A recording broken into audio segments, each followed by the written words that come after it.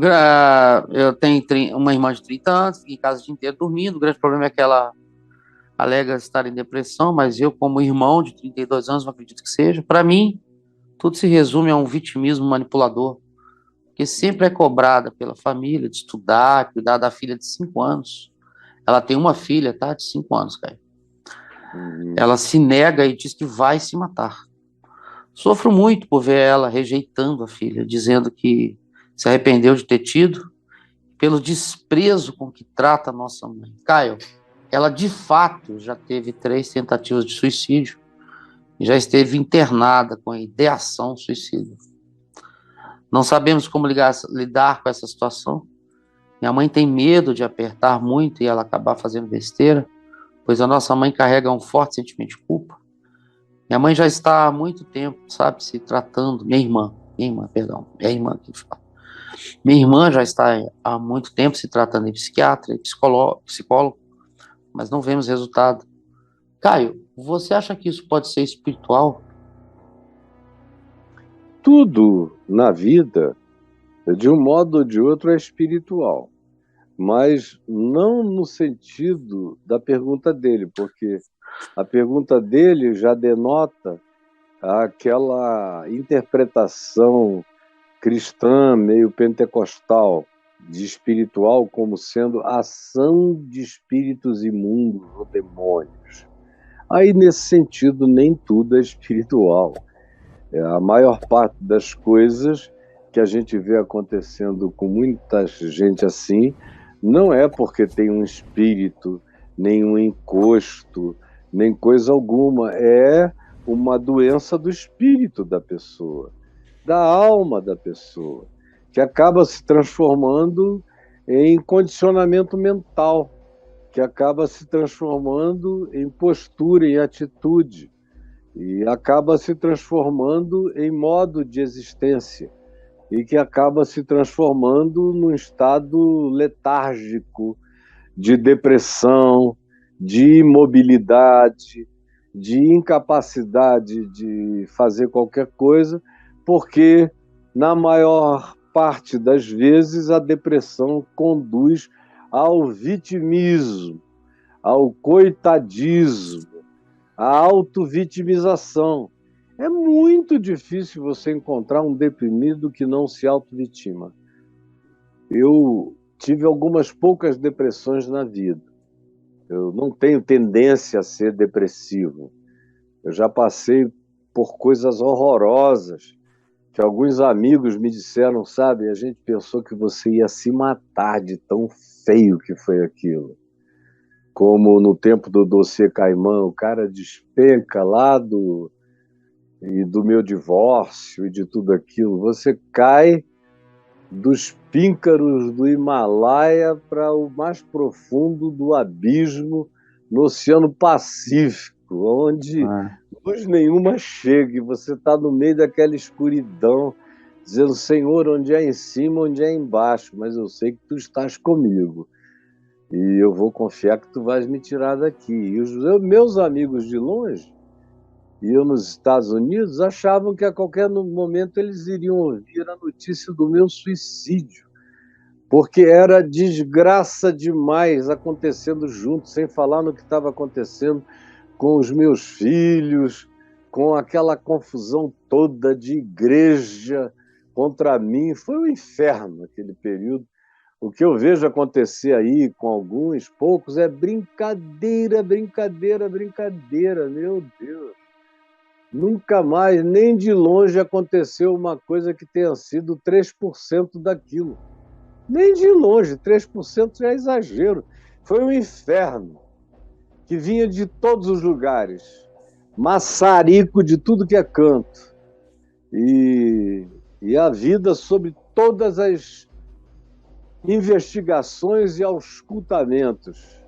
Polícia Federal, FBI, Scotland Yard, tudo que você quiser, querendo, passando pente fino na minha vida, Receita Federal. Nunca acharam nada, nada, nada, porque não tinha nada. Era só aquela coisa de pega ele, pega ele, pega ele, porque eu virei o boi das piranhas. E todo mundo que conhece a história sabe disso. O pessoal enfronhado, especialmente o pessoal do mundo político, cada vez me conta uma coisa a mais que eu não sabia. Eu digo, é mesmo? O senhor não sabia disso não? Fulano meteu a mão lá para conspirar, para jogar a culpa no senhor, e mais pessoas, e mais pessoas. E quanto mais o tempo passa, mais eu vejo que o livramento de Deus foi extraordinário.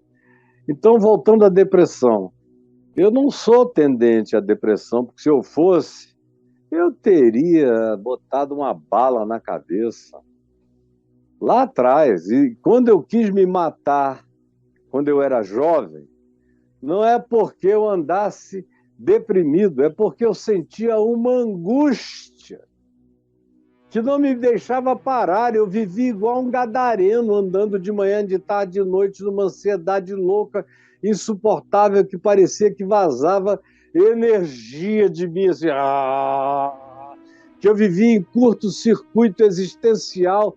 Era uma agonia que eu não aguentava, eu queria fazer aquilo parar de qualquer jeito. Não tinha droga que parasse, não tinha nada que parasse. Quem sabe a morte pararia. Foram as minhas pulsões. Mas depois, já na meia-idade, quando aconteceu tudo em 98, eu entrei numa depressão violenta. Só que eu nunca fui de ficar na cama para nada. Depressão, pela misericórdia de Deus, eu sempre enfrentei andando. Se você me vir na cama, é porque eu estou bem. Porque se eu estiver mal, eu levanto e saio. Porque eu também não sinto um pingo de autopiedade. Eu nunca tive uma coisinha dizendo, meu Deus, como coitado de mim. Não, eu nunca tive pena de mim. Eu não tenho pena de mim. Eu espero em Deus que eu morra sem jamais ter pena de mim. E é o que mais facilita viver, é não ter pena de si. É não dar esse valor piegas de coitadismo à própria vida. Então, o que a sua irmã está sofrendo é de algo que merece ser auscultado, também do ponto de vista neurológico, não só psiquiátrico. A psiquiatria é boa depois que a pessoa tem um certo diagnóstico psicológico, com uma certa acurácia.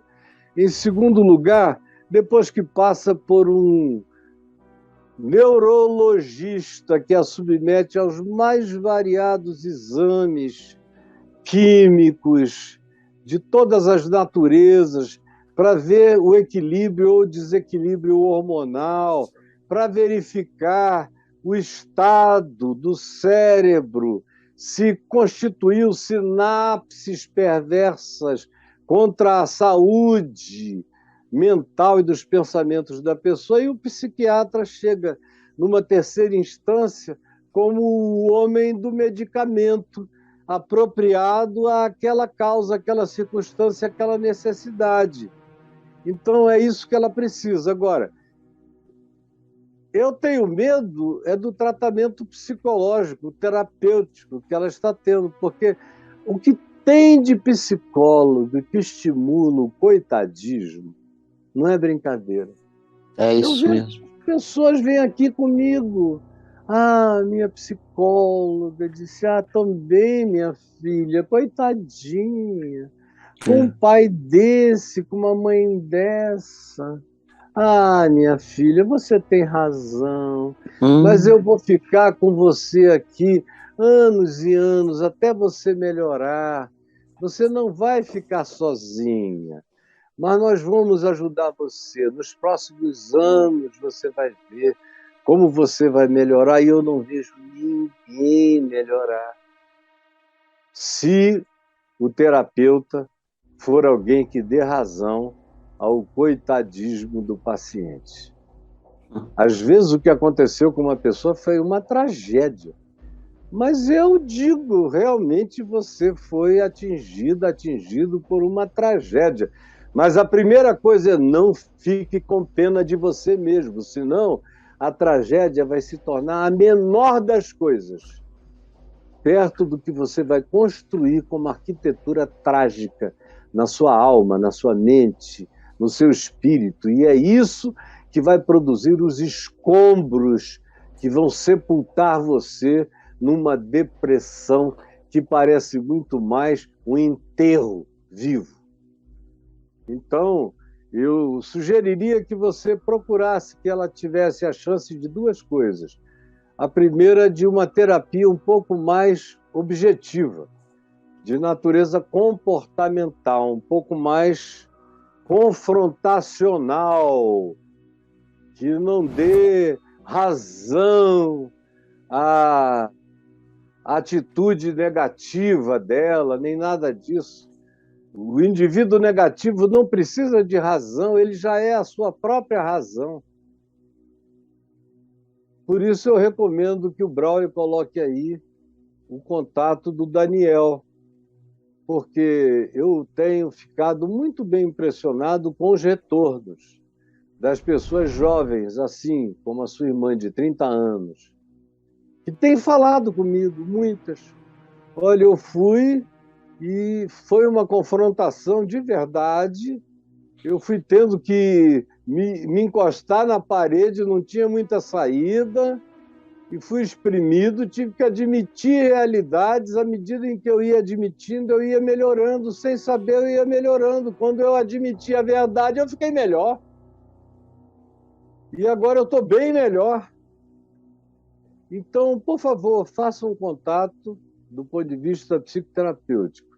E eu aconselho a sua mãe, a sua família também procurarem o melhor neurologista ao qual vocês possam ter acesso e a levem para que ela seja submetida a um escrutínio geral do ponto de vista neurológico para ver o que já se formou nela, porque, como eu tenho dito, às vezes essa coisa vem do psicoorgânico e neurológico para gerar uma atitude psicológica, e outras vezes é o comportamento humano com atitude psicológica que acaba produzindo, acaba somatizando a dimensão neural, os aspectos que são identificáveis no exame acurado com essa medicina tão extraordinariamente avançada, com as ressonâncias, com todas essas capacidades de identificação do que seja,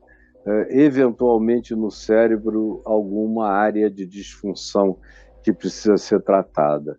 É isso que eu tenho a te dizer, meu irmão. Tá bom? Um beijo para você.